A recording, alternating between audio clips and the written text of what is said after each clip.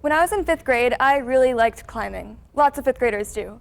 But my parents handled it a little differently than most. They enrolled me in circus camp. This is the very first trick I learned.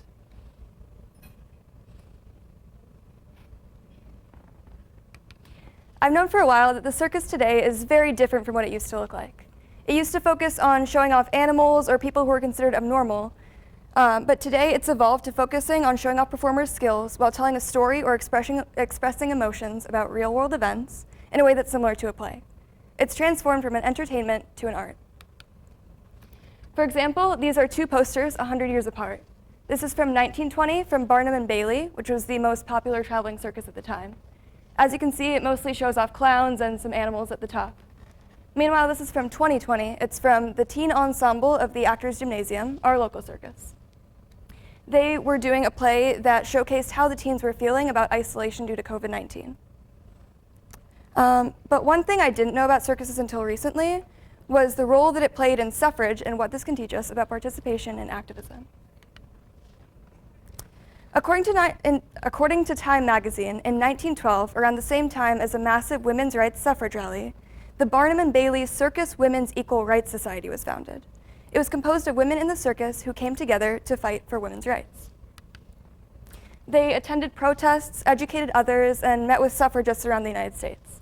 This might sound weird. Why would a group of people in a career that had nothing to do with suffrage spend their free time working on activism together?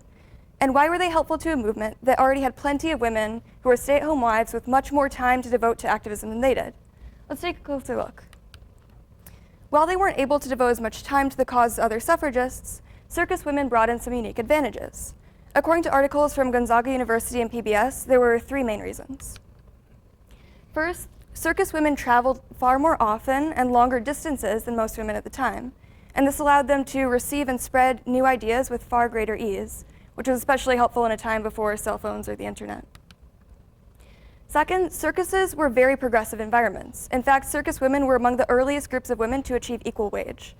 As a group that was far closer to being treated equally, they had a very different and far more modern perspective on feminism than most groups of women at the time. Also, their identities made them uniquely valuable. For example, this is Katie Sanduina, a strong woman from the circus. That's her holding her husband and two sons on her arms. And it didn't stop there. She could also lift pianos.